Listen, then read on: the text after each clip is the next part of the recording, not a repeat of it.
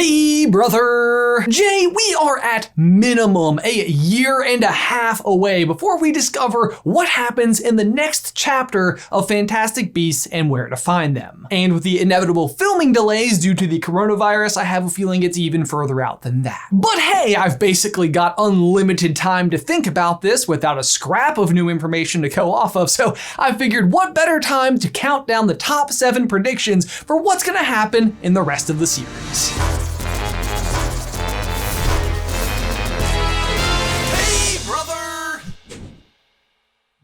So let's just dive right on in with number 7. Hagrid makes an appearance. I mean, come on. It's called Fantastic Beasts and Where to Find Them. How on earth could we possibly have this entire series without seeing the biggest beast lover in the entire franchise? Pun intended. This is one where I actually feel like there's a lot to go off of, and his inclusion in the story could go so far beyond basic fan service, which is what I am forced to believe is what they were doing with Minerva McGonagall in the last movie. But whatever, I'm over it. Except, you know what? I'm not. You're gonna force Time Turners to come into play again. That's the only way that she can be there, and you're gonna have to take this small little cameo and make an entire storyline about it because of why? But anyway, Hagrid. I feel like there is a great opportunity to tell like essential and meaningful backstory to the relationship between Hagrid and Dumbledore. And maybe just give us a little bit more context specifically into why Dumbledore trusts Hagrid so much. Because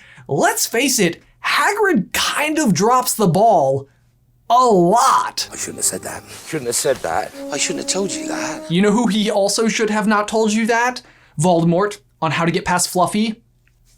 That's a whoopsies. First, let's talk timeline, just so we know what we're working with. The series should culminate in 1945 if they stick to the existing canon, with the duel between Grindelwald and Dumbledore taking place in that year. To be fair though, I will say that's a big ol' should. Because so far we are 2 parts into a 5-part series that is supposed to end in 1945, that did start in 1926, and so far has made it to 1927. Although I will say at the current rate at which they are filming and releasing these movies, it might literally take 19 years. So at the very least, the actors will have aged that much and it will be convincing. Sorry, back to the timeline. We know that the Chamber of Secrets was opened for the first time 50 years prior to when it opened when Harry is in school, meaning it first happened in 1942, which of course would then be the same year that Hagrid is expelled from the school and kept on as gamekeeper. And this particular decision by Dumbledore could be as easily explained as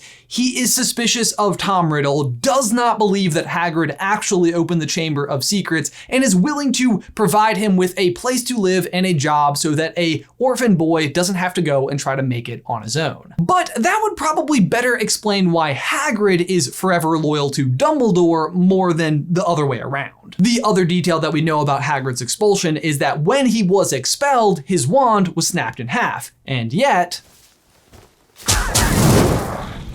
So ultimately, Hagrid has a functioning wand somehow, some way. We also know that Grindelwald has the Elder Wand, the only wand capable of repairing other wands. So here is my theory. In the final installment of the Fantastic Beasts series, the greatest lover of Fantastic Beasts that we have in the entire series will show up and help Dumbledore in such a way that results in the outcome of Dumbledore winning that duel. As a reward, Dumbledore will use his newly won Elder Wand to repair Hagrid's wand and forever trust him. I would trust Hagrid with my life. And that brings me to number 6. You can't talk about Hagrid during this particular time in the Wizarding World without bringing up another essential player to the Wizarding World.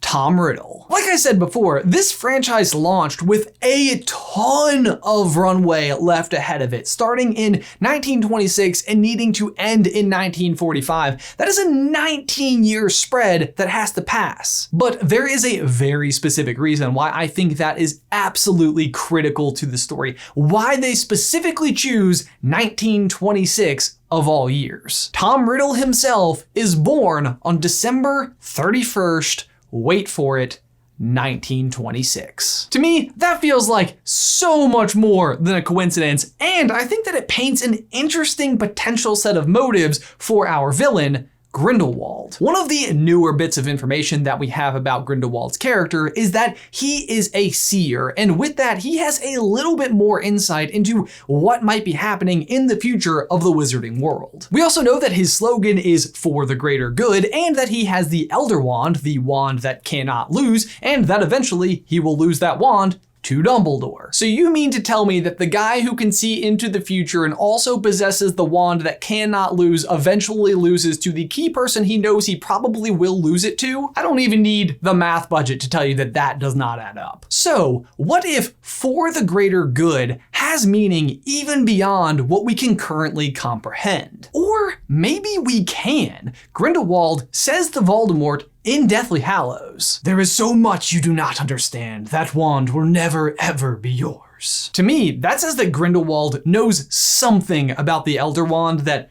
everyone else doesn't. So what if the story that starts the year that Tom Riddle was born starts then because it was the year that Tom Riddle was born? And because Grindelwald is a seer, he knows what could potentially happen with the path of the Elder Wand. So the real underlying meaning of the greater good is everything Grindelwald has to do in order to determine the eventual fate of that wand. Meaning he will lose to Albus Dumbledore, the one person he knows will ensure it will never end up in the hands of Tom Riddle. But the only way to get Dumbledore to fight him is to basically start a world war. Let me be absolutely 100% crystal clear. This does not make Grindelwald or his actions redeemable in any way, but I will say that it makes for one heck of a compelling villain. Which brings me to number 5. Dumbledore kills Credence. First off, this whole storyline is ridiculously hard to follow with the current amount of information that we have, especially when we're not even entirely sure whether or not Credence is like a person or a manifestation of the Force. Sorry, I mean magic. I mean, Grindelwald tells us that he is a Dumbledore, which makes absolutely no sense based on everything else that we know about the Dumbledore family at any point in time, but at the same rate, a phoenix does show up to Credence, so I don't know. Either way, he has never been mentioned or discovered at any point in time in the closer to the present Harry Potter series. And that's even with Rita Skeeter after Dumbledore trying to tarnish his name in the biggest way possible, and I'm sorry, but she doesn't miss stuff. Or just even at King's Cross, when Dumbledore is finally, after 7 full books, just being as candid as ever. Like, so much of what he's talking about is his relationship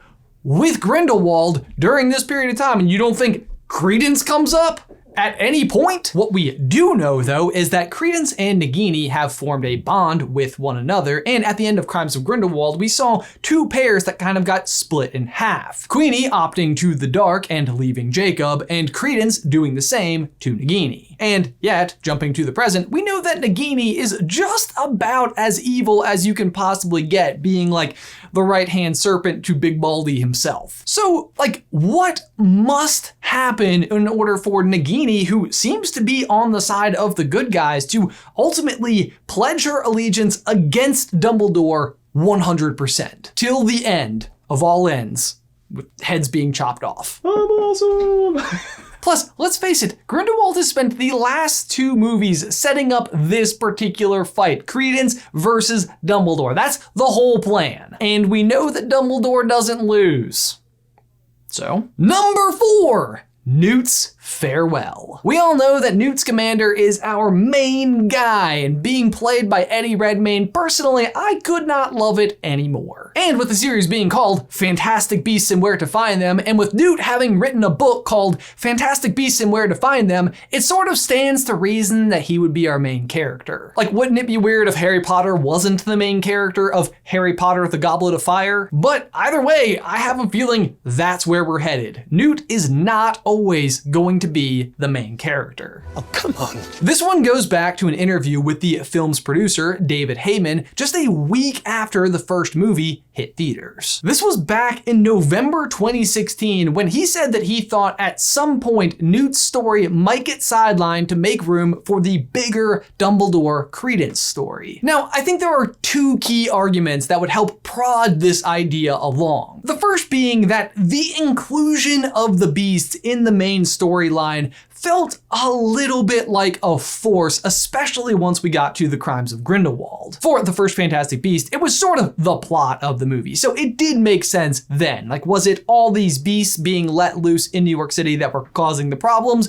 or was it something else wreaking havoc? But in Crimes of Grindelwald, it felt like a total force, like someone had to keep reminding them that beasts were supposed to be relevant to the plot somehow. So they have this whole circus of creatures that gets let loose, and every once in a while the story just runs into them. And then it's all like, oh, good thing Newt knows how to handle a Zowu. But other than trying to find ways to force beasts somehow into the plot so they continue to be relevant, the other key thing working here is that Newt really isn't directly involved with the underlying plot of the whole story. Newt has a couple of characteristics. 1, he likes Tina. 2, he likes beasts. 3, he really doesn't like this guy. Same old Scamander.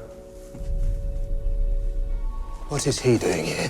Who apparently is dead. And even more importantly than that, Dumbledore is a fascinating character that all of us would like to know more information about. And the cliffhanger from Crimes of Grindelwald is about Dumbledore. And in 1945, the huge duel involves Dumbledore. And we've got this exchange between Dumbledore and Leta where he brings into the fold, like, who killed his younger sister. Yeah, I'm sorry, if we're not barreling towards a Dumbledore origin story here, I have no idea what they're doing. Especially when the only real backstory we have for Newt at all is that he used to love Leta. And Leta go boom. Which brings me to number 3. Leta not go boom. Okay, so here's the thing about Leta. They literally started laying the groundwork for this character in Fantastic Beasts 1, where she had basically no role other than to have the right person cast for a photo that Newt is always carrying around with him in his case. It's pretty clear that Newt had a very close relationship with this person, and we do get to see a little bit more of that story play out. Kind of. We learn that she's engaged to someone else, namely his brother. But because a magazine article got the story wrong, it compels Newt to go to Paris in order to confront Tina. Something that he had already refused to do to Dumbledore. If I leave the country, they will put me in Azkaban and they will throw away the key. And the Ministry. It's a really powerful misprint. So conveniently, Newt goes to where the plot is, and boy oh boy if that isn't a proper payoff for including Leta in the first movie. Of course it isn't! Okay. We'll also learn that by sheer coincidence, this person, Credence, who also brought Newt and Tina together despite coming from completely different continents, is actually a common ground factor because he's actually a Lestrange, just like Newt's best friend Leta. I see where they're going, it's all coming together, and psych! It was all a fake out. The real Corvus Lestrange is dead. But man, that was almost interesting. So, anyway, Newt and Leta had a childhood friendship, so of course she got engaged to his older brother, and then she got blown up. That character arc is about as good as a rainbow that got lost. On top of that, in Dan Fogler's podcast, who plays Jacob, he interviews Zoe Kravitz, who plays Leta, and they tell us that this decision for her to die was actually a last-minute decision, which to me sounds like the original plan was for her to show up again. And on top of that, we've already seen one character get blown up and then return intact, and also a character's memory fully obliterated only to return. That's what I always say about these movies. Anything that is not fully intact is almost certainly going to be intact soon. Which brings me to number 2. Gamora is still alive. And that brings me to number 1. So is Black Widow. Just kidding, those are different franchise, also probably going to be videos. Nothing broken is ever broken for long. But on the flip side, people who are currently alive, who are almost definitely going to die, brings me to the real number 2, Queenie's gonna die. I can see this happening for a couple of different reasons, but both of them stemming from the same core motivation. love. Despite being super misguided, Queenie changes sides for love so that she can be with Jacob. And since everyone loves Jacob, I have a feeling the rest of their arc is going to be about him bringing her back to the light. The problem with that is she walked through those magical blue flames, and I think there is a chance that she might have entered herself into a magically binding contract with Grindelwald, to the effect of, if she turns on Grindelwald, it will kill her. That might seem drastic, but again, if you go back to the Goblet of Fire, once again, we have a magically binding contract that also involves blue flames. If you enter into the Triwizard Tournament and the goblet shoots out your name, you are compelled to compete. They never actually tell us what would happen to Harry if he doesn't compete, but when the alternative was making him fight a dragon, I have a feeling it's pretty bad. Alternatively though, I can also see Queenie dying in a very sacrificial kind of way. Something similar to the idea of the way that Lily Potter sacrificed herself for Harry, except in this case, she would do it for Jacob. And so then her arc can end with her choosing the right side ultimately, but also dying. Plus, it would give Dumbledore a fantastic way to learn about this kind of protective magic to then later explain it to Harry. And that brings me to number 1. Credence becomes Fawkes. We've made a theory before that Dumbledore actually becomes a Phoenix at death, and if Credence is in fact actually a Dumbledore, then it stands to reason that he could too. Plus, it would make him incredibly significant to the more recent Harry Potter series in that the Phoenix cores that are in Voldemort and Harry's wands would literally come from Credence. We do know that Tom Riddle is supposed to get his wand in 1937, and as of right now, it's not entirely clear whether or not Dumbledore already has Fawkes. But we do also know that Credence is probably gonna fight Dumbledore soon, and that Dumbledore doesn't lose that battle. On top of that, Phoenixes are incredibly rare to be tamed by wizards at all. The only two that we know of are, of course, Fawkes and the mascot for a Quidditch team somewhere. And Dumbledore doesn't exactly strike me as the type of person who's out there like trying to capture a mystical beast in order to have it as a pet. Which makes me think that 1, he's going to acquire Fawkes soon, and 2, in some kind of a unique way. Plus, listen to how Harry describes the Phoenix song that he hears when him and Voldemort's wands connect in the graveyard. It was the sound of hope to Harry, the most beautiful and welcome thing he had ever heard in his life. He felt as though the song were inside him instead of just around him. It was the sound he connected with Dumbledore, and it was almost as though a friend were speaking in his ear. A friend indeed. And not for nothing, but Fawkes is named after the real-life person Guy Fawkes, who infamously planned and failed to blow up the House of Lords and King James I in 1605, which might not sound that significant, but Nagini literally translates to Snake Woman. Guy Fawkes, Snake Woman. Guy means man, so in Harry Potter talk, Guy Fawkes translates to Phoenix Man. This one to me, I feel like just makes a lot of sense. You've kind of got like the snake and the phoenix, and you can't really tell which side either is on, but you know where they ultimately end up. Guys, for my question of the day, which of these do you agree with? Are there any that sound absolutely right? Do you have any predictions of your own? Be sure to leave all of your thoughts in the towel section down below. But guys, as always, thanks for watching. Be sure to like this video and subscribe to the channel if you haven't already. If you'd like some more Harry Potter action from us, you can check out that complete video on how Dumbledore ultimately turns into a phoenix, or if you'd like to know more about Hagrid's wand, you can check out this video right here. Otherwise, guys, until next time, bye!